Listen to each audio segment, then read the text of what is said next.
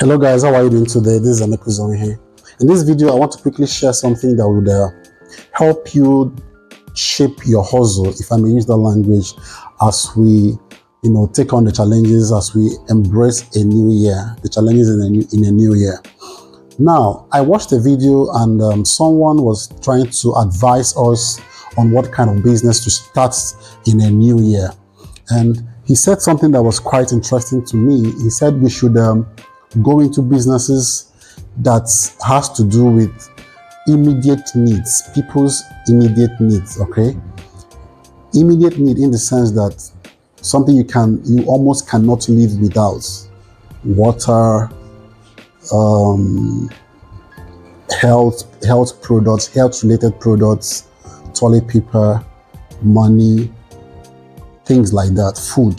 Okay, so I got his message quite all right. And that was also what we are taught in the business school. We are taught about a 4 quadrant, all right, that you should invest in communication, health, food, and family, okay?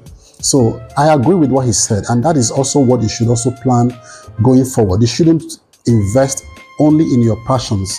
There are what are unprofitable passions. You've had people say, pursue your passion, go chase your dream and things like that. But if you are not really careful, you might actually chase an unprofitable passion.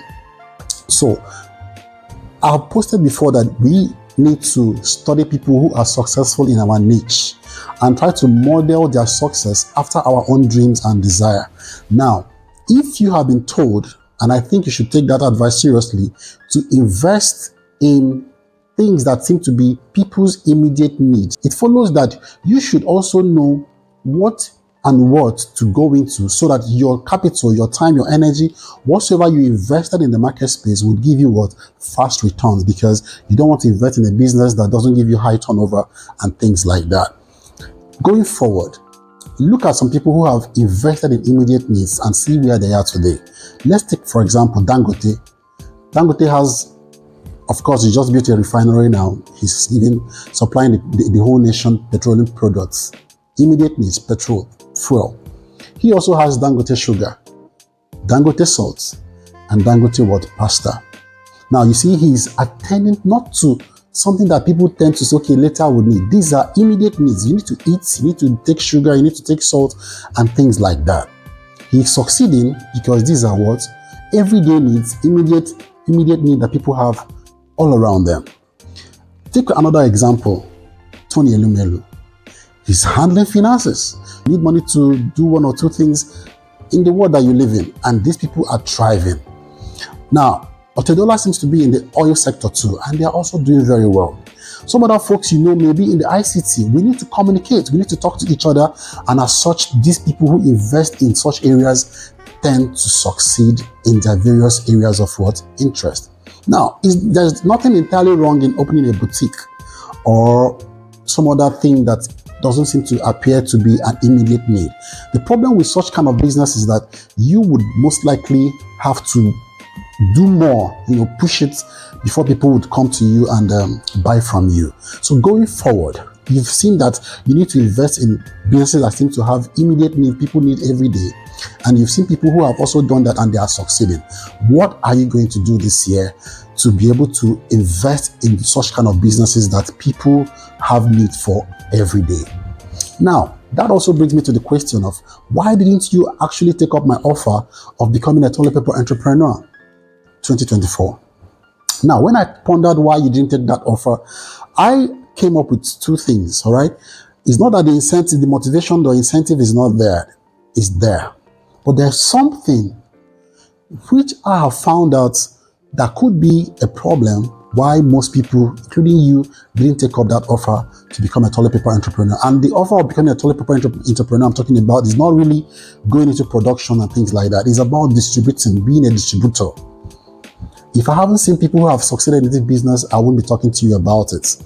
And the ease of access. You don't need a PhD. You don't even need O-level to get into this business. All you need is, can you add and subtract numbers?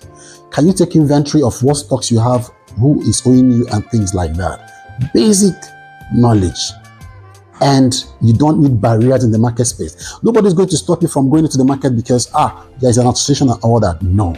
As soon as you have as little as 50k, you would start distributing toilet paper, any brand that you choose. I have a course that talked about what brands to choose, how to choose a brand, and without making mistakes and all that. But this is not me talking about that. I'm talking about why didn't you take up this offer of a product that does not expire, that checks the box of being an everyday need. In fact, the toilet paper demand in the country is unmet annually. We are over 180 million. I want to believe that most of us use toilet paper to, clean up, irrespective of what people say. And here is a product that would give you daily sales and is always in demand. Now, I came up with something. I told myself that what may have held people down is basically social norms, societal norms. What will people say about you when they see that you're not working in Shell, you're not working in Chevron, you're not working in MTN, you're not working in the bank, rather you are selling toilet paper? And perhaps you could be an undergraduate or even a graduate. What would they make of you? But I tell you something. So long as it has to do with what puts food on the table and what fits you, there should be no shame about that.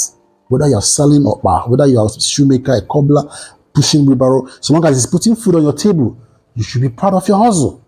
Now, selling toilet paper, some people say it's a feminine business. It's made for women. Somebody has told me that, and he could be wrong, he could be right. I don't really care either way. What I care about is this helping me pay my bills? The bills don't know whether you're female or masculine, all right? Whether you're female or a male, your bills don't know that. Your PSN bills don't listen to that. Your gas bills don't answer to that. So if you are ashamed of what people will say, that after going to school, after doing all this, that you are now selling toilet paper rolls, the joke is on you. Seriously. Because I've seen people move from zero. When I mean zero, as an apprentice, they have moved on to become big boys in the market space, selling just one commodity, toilet paper rolls. And it checks the box of being an everyday, almost an immediate need. So again, it's 2025. I am back with the same message. Why don't you set up a distribution business selling toilet paper rolls in your location? It doesn't need rocket science.